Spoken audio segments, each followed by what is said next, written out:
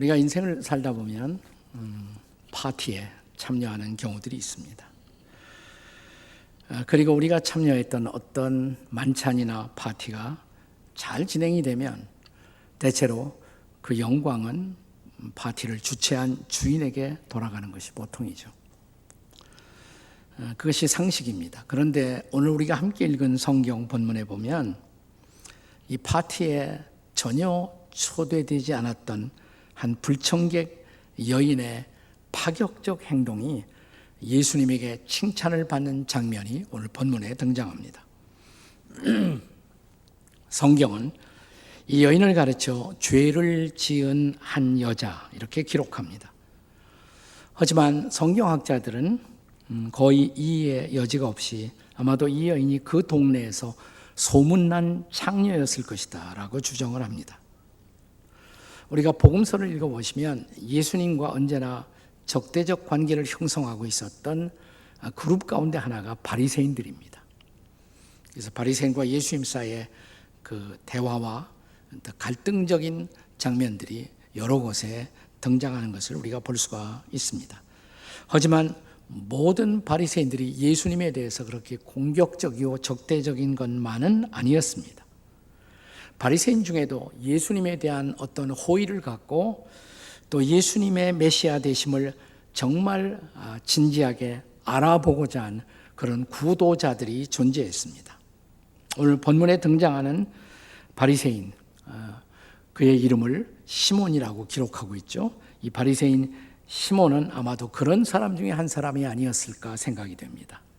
자, 그가 이제 예수님을 자기 집 만찬 파티에 초대했던 것입니다.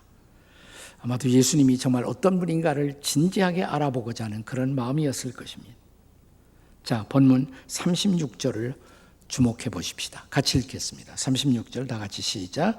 한 바리새인이 예수께 자기와 함께 잡수시기를 청하니 이에 바리새인의 집에 들어가 앉으셨을 때 그때 초대받지 않았던 불청객 여인이 등장합니다. 바로 그 동네에 소문난 창녀였습니다. 그녀의 등장은 이 파티를 긴장시키기에 충분했고 즉각적으로 이 여인의 행동은 모든 사람의 시선을 끌었습니다. 자, 이제 37절과 38절의 말씀을 함께 같이 읽겠습니다. 다 같이 시작.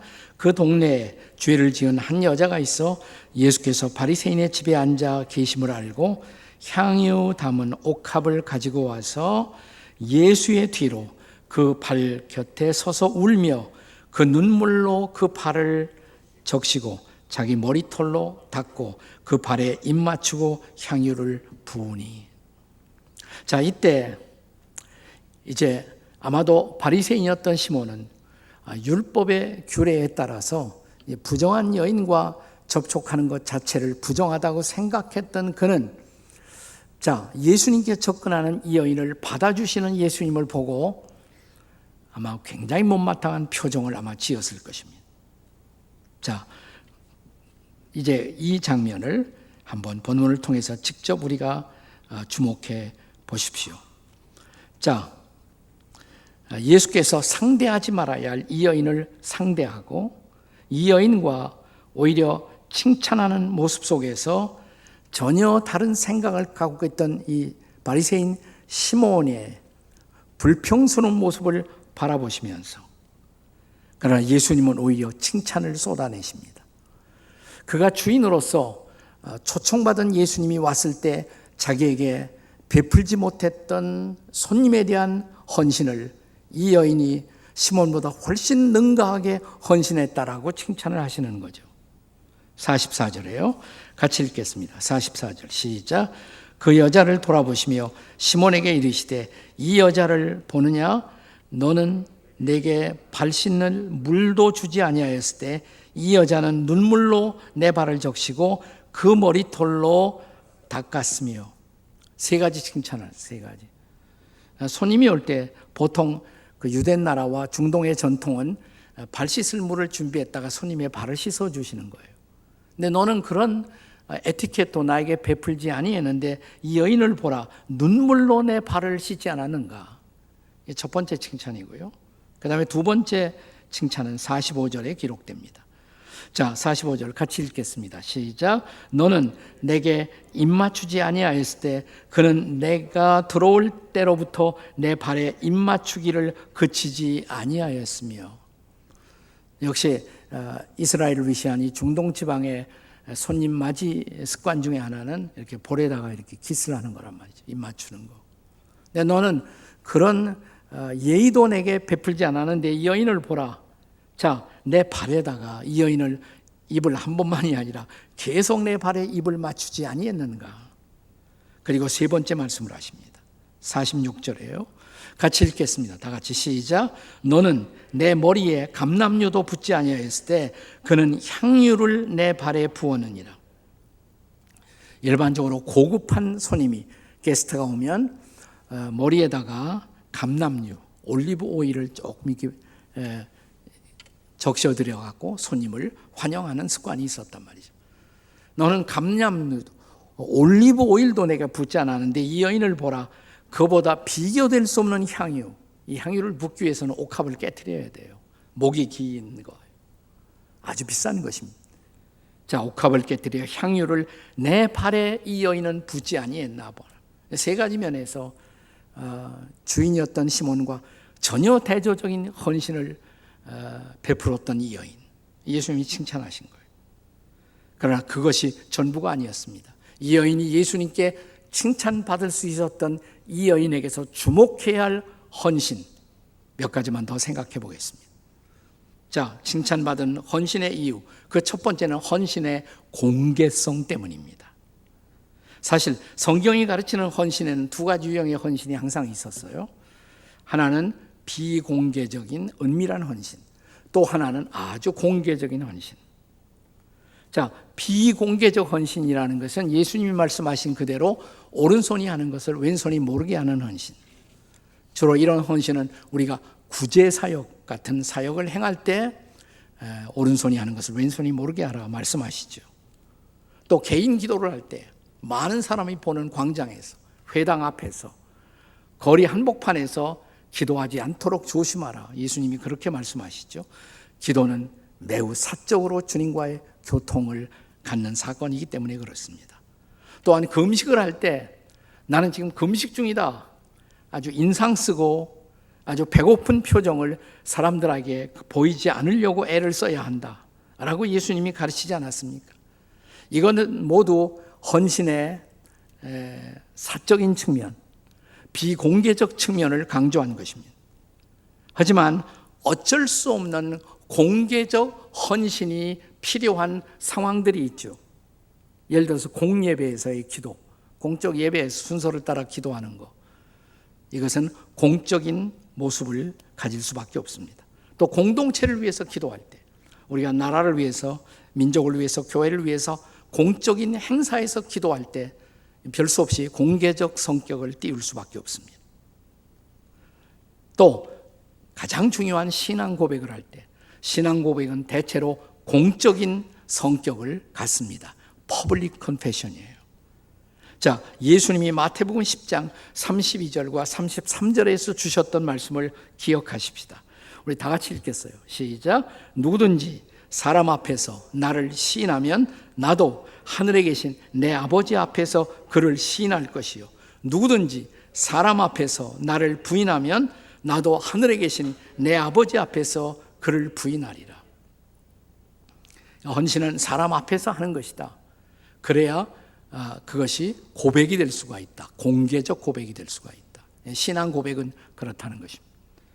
우리가 과거에 보면 우리의 선배들이 신앙의 핍박을 받고 순교하고 공적인 것이에요. 그래서 공적인 고백이었어요. 많은 사람 앞에서 예수님을 나는 부인할 수 없다. 나는 그분이 나의 주님이시다. 시인하고 그것 때문에 생명을 잃어버리기도 했잖아요. 또한 우리가 주님 앞에 헌신할 때 많은 경우 그것이 공개적일 수밖에 없는 다른 많은 상황들이 있습니다. 왜 그러냐면 그리스도인들의 삶은 본질적으로 빛 대신 주님을 드러내는 삶을 살아야 하기 때문에 그렇습니다. 여러분, 빛을 생각해 보세요. 빛은 빛의 성질상 드러날 수밖에 없잖아요. 자, 예수님이 마태복음 5장 14절 이하 16절 유명한 산상수훈에서 이렇게 말씀하시지 않습니까? 자, 너희는 세상의 빛이라. 이 대목을 같이 읽겠습니다. 시작. 너희는 세상에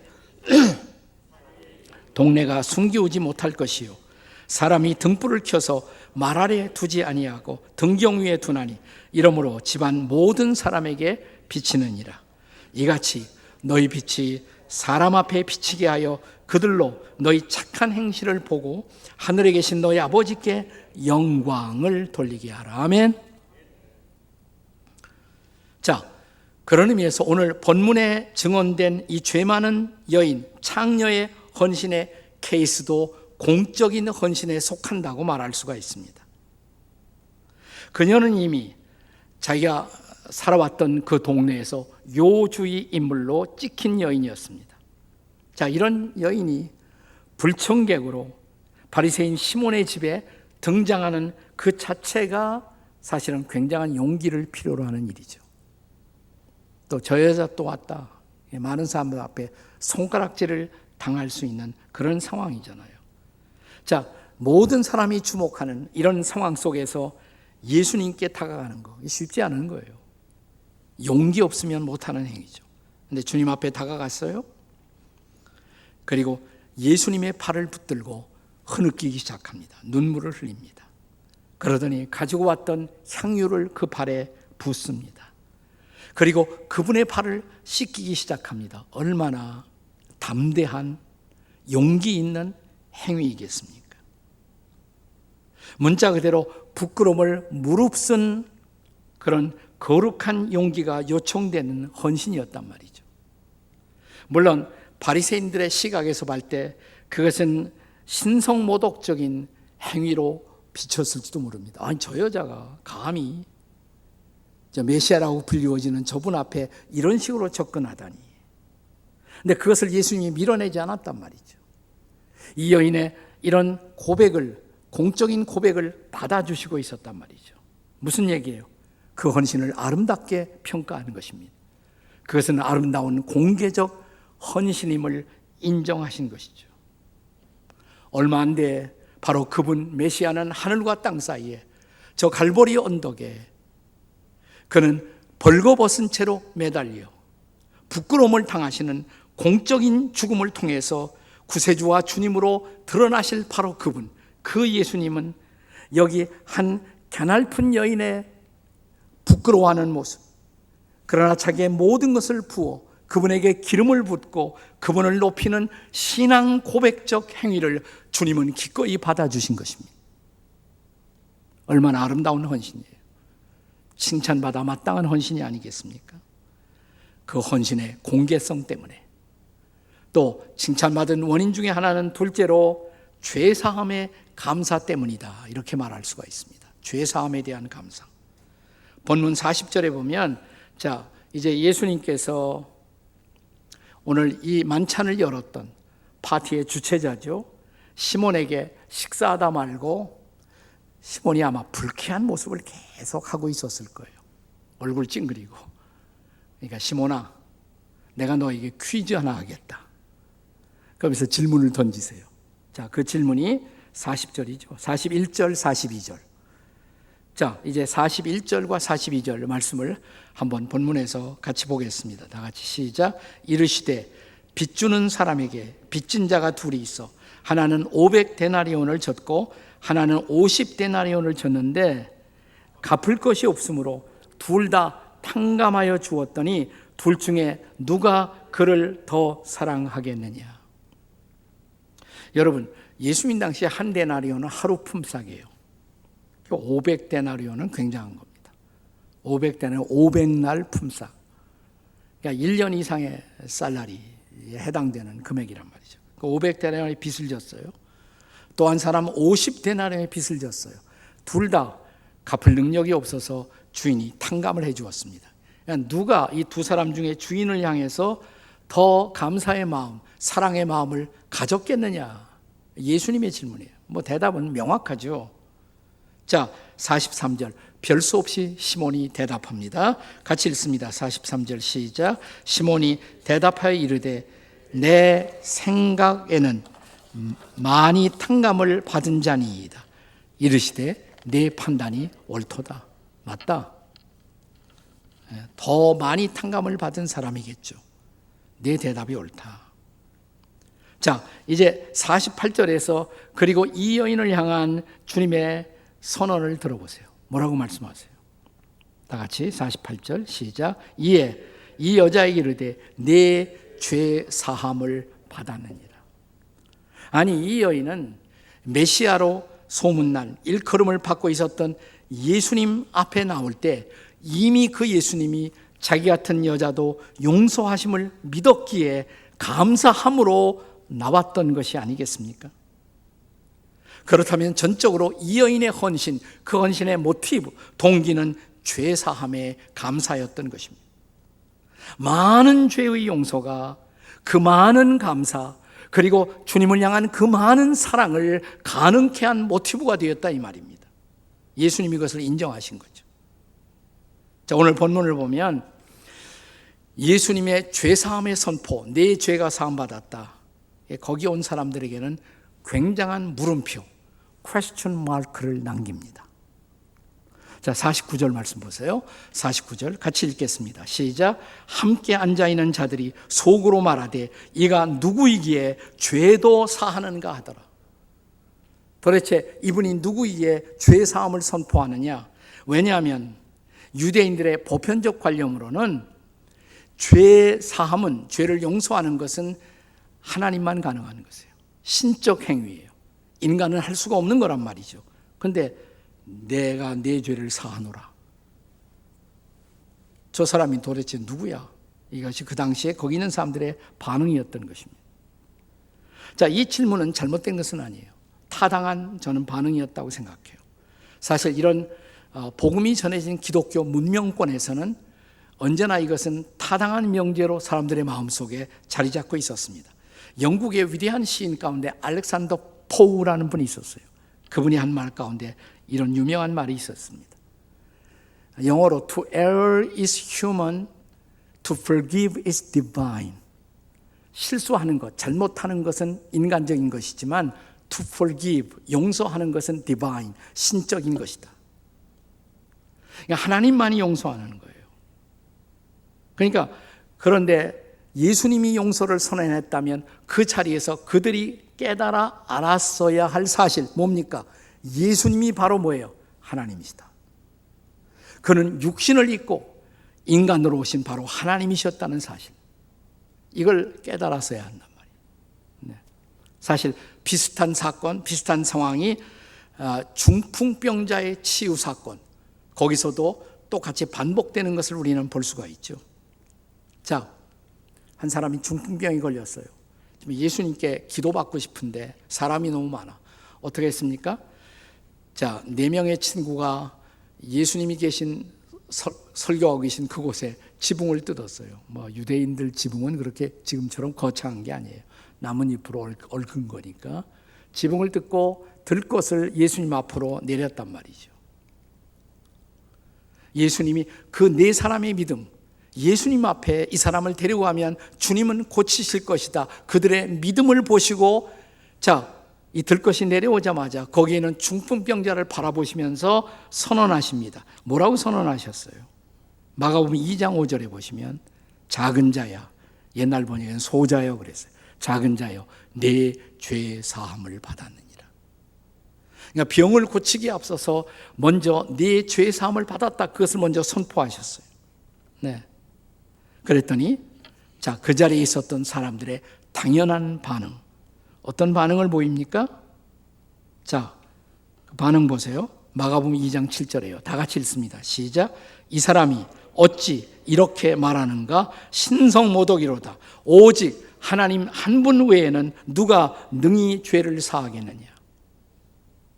자, 그렇다면 그때 그 자리에 있었던 그들이 깨달았어야 마땅한 진리, 그 사실은 뭡니까? 그 예수님이 뭐예요? 하나님이시다. 하나님의 아들이시다 이 말이죠. 네. 육신을 입고 이 땅에 메시아로 오신 하나님의 아들이셨던 것입니다. 그분으로부터 죄 사함의 선포가 이루어졌어요. 네 죄는 사함 받았다. 그 마음속에 감동을 생각해 보세요. 저분이 하나님께서 나를 용서하셨다. 죄사함 받은 감사. 이 감사가 마침내 이 여인으로 하여금 눈물을 흘리게 만든 것입니다. 이 감사가 예수님의 발을 향해서 자기가 가지고 있던 옥합을 깨뜨려 향유를 붓게 한 것입니다. 이 감사가 예수님의 발을 씻기게 만든 것이었죠. 자, 이제 본문 47절의 말씀을 함께 보겠습니다. 47절 다 같이 시작. 이러므로 내가 네게 말하노니 그의 많은 죄가 사하여졌도다. 이는 그의 사랑함이 많음이라. 사함을 받은 일이 적은 자는 적게 사랑하느니라. 아멘. 이 많은 사랑의 의미, 이 많은 헌신의 의미, 이 많은 감사의 의미 뭐예요? 많은 죄가 사함받았기 때문에. 그렇게 어둠의 세월을 살아왔던 나를 저분이 받으셨다. 저분이 나를 수용해 주셨다. 그리고 용서를 선언해 주시고, 이것이 이런 감동적 헌신을 낳았던 원인이란 말이죠. 죄사함에 대한 감사가 헌신의 모티브를 형성하는 것입니다. 자, 이런 놀라운 헌신의 또 하나의 원인, 세 번째, 그것이 가능했던 이유는 믿음의 고백 때문입니다. 믿음의 고백 때문이에요. 오늘 바리새인 시몬의 집에서 이 아름다운 여인이 표현한 헌신은 사실은 감사 이상의 것입니다. 사랑 이상의 것입니다. 물론 이것은 감사의 표현이에요. 물론 이것은 사랑의 표현이었습니다. 그러나 더 중요한 것, 감사와 사랑의 밑바탕에 있었던 믿음, 그 믿음의 고백이었다는 사실이에요. 자, 오늘 본문의 마지막 50절의 말씀을 같이 읽겠습니다. 50절 다 함께 같이 읽습니다. 시작. 예수께서 여자에게 이르시되 내 믿음이 너를 구원하였으니 평안히 가라 하시니라. 뭐가 이 여인을 구원했다고요? 내 믿음이 그랬어요. 내 믿음이. 자, 예수님은 이 여인의 사랑을 보고 있었습니다. 예수님은 이 여인의 눈물을 보고 있었습니다. 그러나 더 중요한 것, 예수님은 이 여인의 믿음을 보고 있었어요. 믿음을. 무슨 믿음일까요? 이분만이 메시아다. 나를 용서하고 나를 구원할 수 있는 나의 구주이시다라는 것을 믿었다는 것이에요. 그 믿음을 본 것입니다. 그 믿음이 감사를 가능하게 하고 그 믿음이 사랑을 가능하게 만들었던 것입니다. 오늘 저와 여러분에게 그 믿음이 있을까요? 이런 믿음이 이 여인으로 예수님께 달려가게 만들었고, 이 믿음이 옥합을 깨트리게 만들었고, 향유를 붓게 만들었고, 예수님의 발을 눈물로 적시게 만든 것이에요. 믿음이 감사를 낳고 믿음이 사랑을 낳은 것입니다. 그래서 예수님이 선언하십니다. 내 믿음이 너를 구원하였으니 이제 평안히 가라. 구원을 선포했을 뿐만 아니라 내가 너에게 평화를 선물로 주겠다. 이 평화 가운데 새로운 삶을 향해서 걸어가라. 우리 시대에 탁월한 성경 강해자 가운데 H.A. 아이언사이드라는 목사님이 계셨어요. 이분이 본문 누가복음을 강의하면서 굉장히 아름다운 이야기 하나를 우리에게 전해줍니다.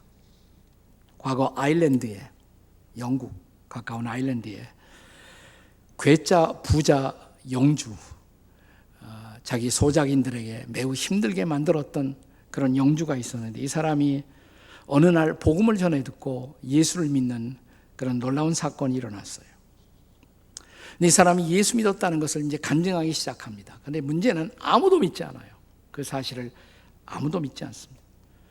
왜냐하면 험하게 살아왔고 자기가 부리는 사람들에게 너무 나쁜 일을 많이 했기 때문에 그가 자기가 새 사람이 되었다는 것을 아무도 믿지 않았습니다.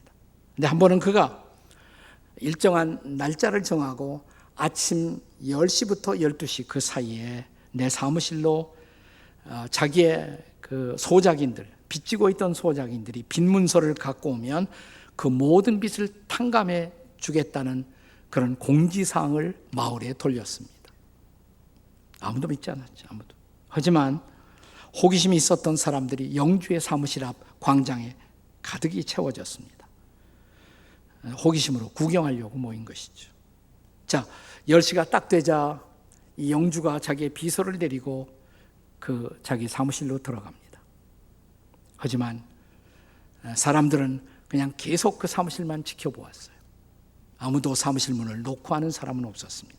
시간이 지나갑니다. 10시에서 10시 반, 11시, 11시 반, 11시 반이 지나간 무렵에 한 노 부부가 도착했다고 합니다.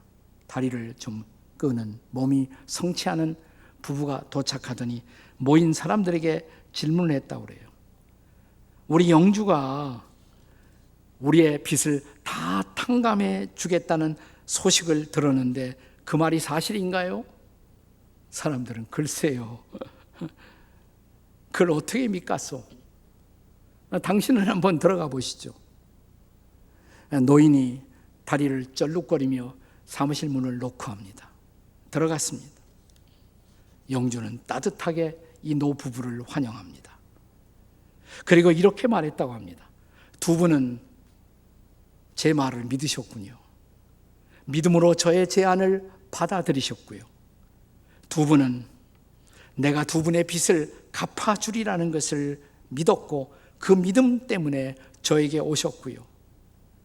따라서 이제 당신의 모든 빚을 탕감해 드리겠습니다. 문서를 내놓으시죠. 모든 것을 다 지웠어요. 그리고 주님이 당신을 축복하시기를 바랍니다. 나를 구하신 주님이 당신의 주님이 또한 되시기 바랍니다. God bless you. 바깥에서 사람들은 초조하게 기다려요. 왜 안 나오나 도대체. 12시 시간이 되었을 때 이 노 부부가 사무실에서 걸어 나옵니다. 만면의 희색을 띠고 나옵니다. 사람들이 묻습니다. 어떻게 됐소? 주인이 약속대로 저의 모든 빚을 다 탕감해 주었습니다. 저는 이제 자유입니다. 그러자 사람들이 막 몰려들어서 문을 두드립니다. 이때 영주가 나오면서 죄송하지만 12시가 지났습니다. 여러분의 빚을 탕감할 수 있는 충분한 기회를 드렸습니다. 그러나 여러분은 저의 말을 믿지 않았습니다. 노 부부 외에 제 말을 믿으신 분이 없었습니다. 그래서 여러분의 빚을 탕감받을 기회를 상실하는 것입니다. 그리고 이어서 그는 저는 얼마 전에 하나님의 아들이신 예수 그리스도를 저의 구주와 주님으로 마음속에 영접했습니다. 그분은 저의 모든 도덕적인 부채를 탕감해 주었습니다. 제가 모든 죄는 하나님 앞에 도덕적인 부채와 같은 것인데 그분이 제 죄를 짊어지고 십자가에 나 대신 저주와 심판을 받으셨습니다. 그분은 십자가에서 마지막 다 이루었다고, 내 모든 빚은 탕감되었다고 선언하셨습니다. 그분의 은혜로 제가 죄사함을 받고 예수님을 영접하고 새로운 인생을 살기 시작한 것입니다. 나는 여러분들이 그 예수님의 복음을, 굿뉴스를 믿게 되시기를 바랍니다. 이 노 부부가 체험했던 바로 그 은혜, 그것이 복음이죠. 가스프레요. 굿뉴스입니다. 성경 속에 죄 많았던 여인이 체험했던 놀라운 은혜, 이것이 복음이죠. 예수님을 통해 죄 사함 받고 평안의 새로운 삶을 시작한 것. 나는 오늘 이 굿뉴스가 여러분을 향한, 나를 향한, 우리를 향한 하나님의 굿뉴스가 되시기를 주의 이름으로 축원합니다. 죄사함의 기쁨과 감동으로 주님이 주신 평안 속에 시작되는 새로운 인생, 이것이 그리스도인의 삶의 모티브예요. 동기예요. 다른 것은 다 중요한 것이 아니에요.